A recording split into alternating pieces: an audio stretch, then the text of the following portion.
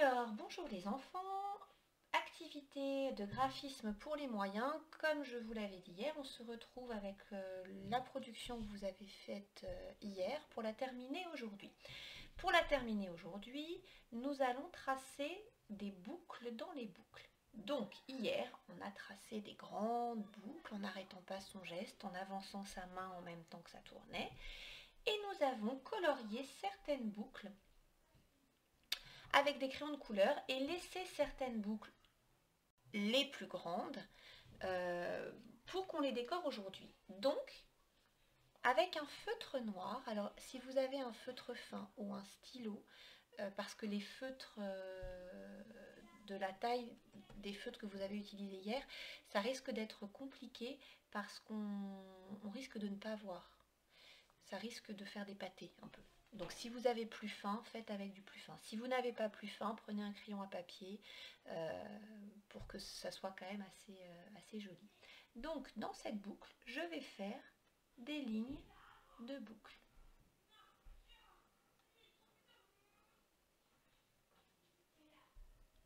Voilà, plusieurs lignes de boucle. Je n'oublie pas d'avancer mon bras quand je tourne. Alors on va faire un petit rappel. Regardez, mon bras est posé. Tout mon avant-bras est posé. Mon poignet est posé. Ma main est posée. Tout est posé. Ça, c'est au repos. Ce qui travaille, c'est ma main. Mon bras va avancer aussi, mais il repose sur la table. Il n'est pas en tension comme ça, sinon c'est difficile. Après, pour le stylo, on reprend le pouce, on reprend l'index, on attrape son stylo. Et le majeur qui est derrière, on le met en dessous pour que le stylo repose dessus. Ok? Vous voyez bien, je tourne un petit peu et on y va. On pose sa main, avec son autre main on tient la feuille et on pose. Et on avance sa main. On avance.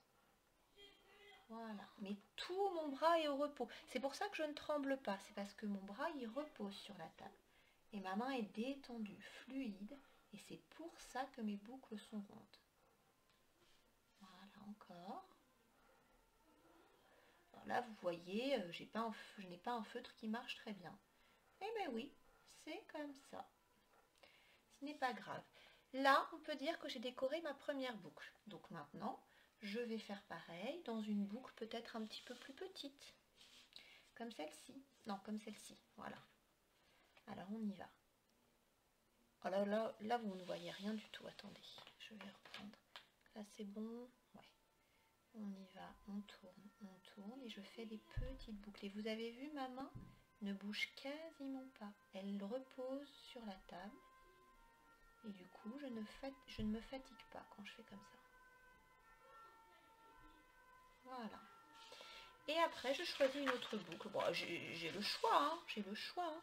Celle-ci, par exemple, est pareil. Je fais des petites boucles dedans pour décorer. Je prends mon temps parce que si je fais vite, ça risque de ne pas être très arrondi et ça risque d'être moins joli. Voilà.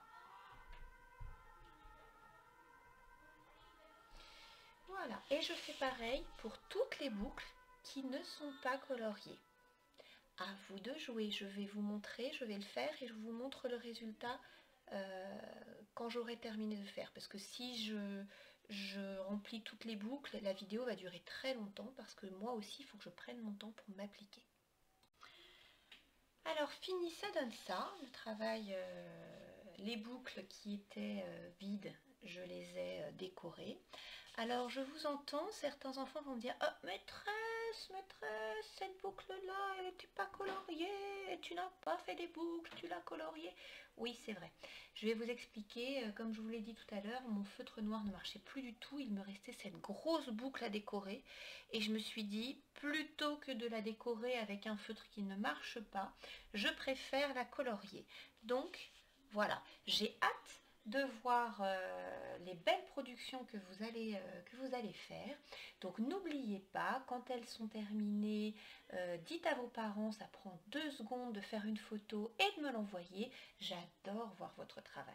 Alors les enfants, prenez le temps, appliquez-vous et à vous de jouer.